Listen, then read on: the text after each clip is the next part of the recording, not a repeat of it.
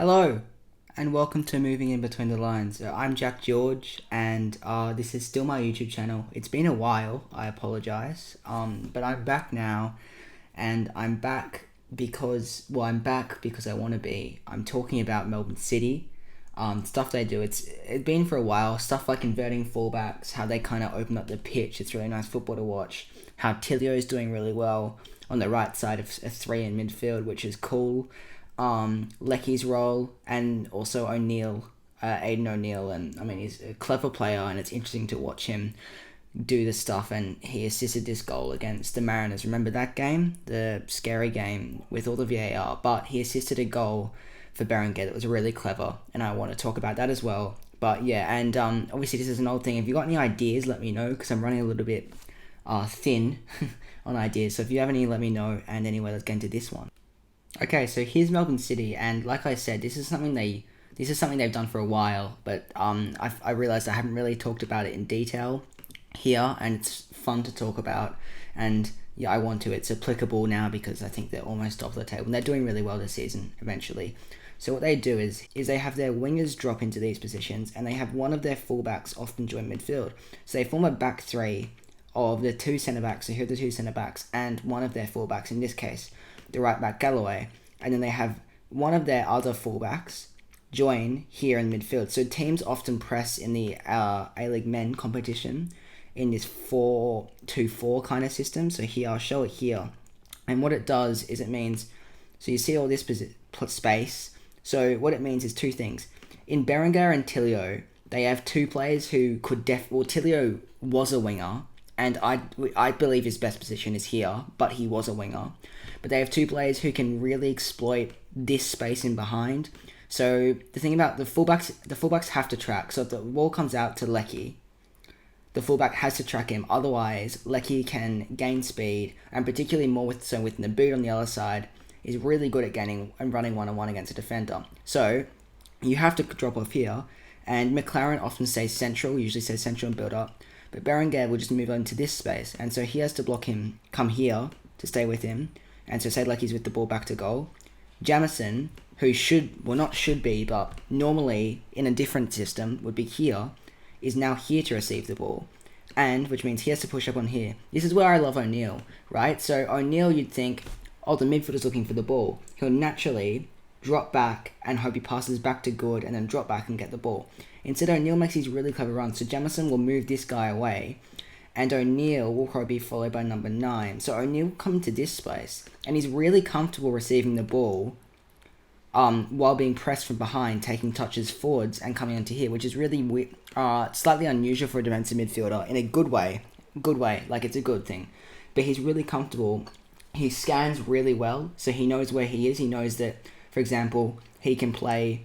Well, he knows that this guy's coming at him at pace, so if he moves his body out here, he either has to foul him or is behind him, or sometimes he'll move his body here and he'll get allowed to get behind him, and then he can just recycle play, so then it can go back to Raish and, move out. Anyway, O'Neill's really clever in that, and it's really interesting watching Melbourne City's build-up, because the majority of teams play with the midfielder, the central midfielder, so say they did play 3 at the back. The central midfielders coming here to look for the ball, they're coming here. They're not really getting behind the first line of press and supplying an option themselves in between the lines to progress play. My channel is about in between the lines stuff, so this is why it's important. So what they usually do is then they go, you go over there, I'm coming in here to get the ball. Or they drop into this space, and yet again you can see in this line of press, which is not very well done, and the strike is now here, which is confusing, and the 6 is now here. It doesn't matter. These two guys are pressing, right? The midfielder will also often come here. Instead, he holds his place in between the lines because he knows his team are very capable of keeping the ball, particularly in this 3-on-2, and can be found in between the lines here, is really clever at playing first-time balls. And then again, so what happens is when you open up the field here, like I said, all this space opens up for Berenguer and Tilio.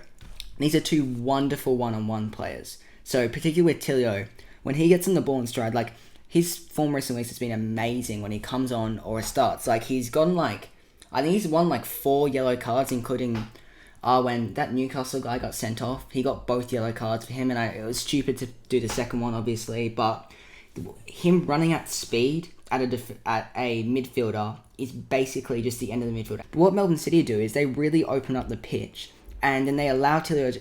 You'd think it's a counter-attacking opportunity, but it's not, because they've had the ball, they're knocking it around here, and all of a sudden finds Jamison, so this guy has to advance. Jamison finds O'Neill, who finds Tilio first time. This is just an example. And Tilio is running at... Who does he want to run at? This guy. This is, yet again, like really poorly planned by me, so I hope you're enjoying watching the video. But essentially, Tilio can run at them first time, and the midfielder, who would be this guy, aren't great one-on-one. Central midfielders aren't great one-on-one. Tilio is fantastic one-on-one. And then he's got the boot overlapping here. Essentially, what it does, to cut back to my actual point, is it opens up space all around the pitch, because these guys drop off, which means these guys can push up. So it gives them territorial advantage from the off. They have players who are very well coached and very good at, like Good and Race, are both fantastic at progressive passing in between the lines. So it works really well. And what else do I have to talk about? I've talked about Aiden O'Neill's role in tempo setting, and now I'll analyse his touch. And so here's the goal. Here's the goal I found it. So it was Melbourne City versus Mariners, that VAR game, but for 2-1, one of the only non-contentious goals of the night, except for a few of them, but what O'Neill did really well was this, as follows. So Good has the ball here, and many midfielders would then, in this instance, Jenkins is more like here, would drop off here to split the play, and that's not necessarily a bad thing, right?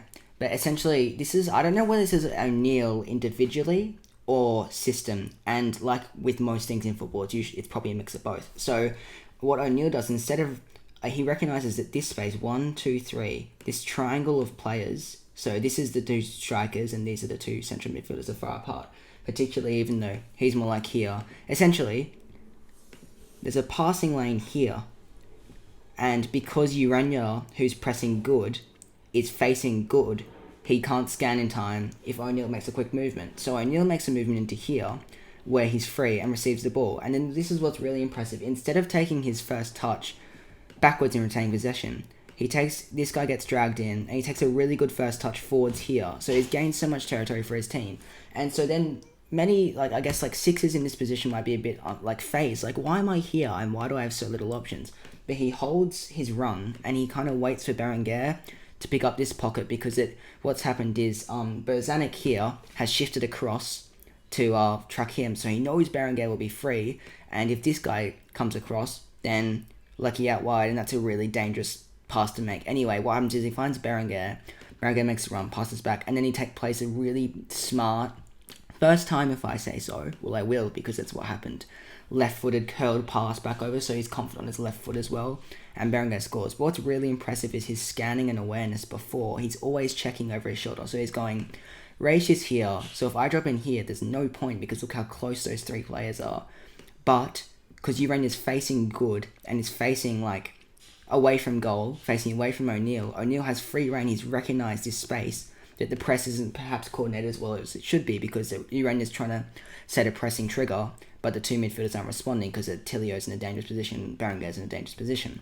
So he makes a really smart run into here and takes a really good first touch. And I like that. And I'm not saying other players can't do that, because I think they can, but that's just gone a little bit underrated because of the VAR and everything that surrounded the game.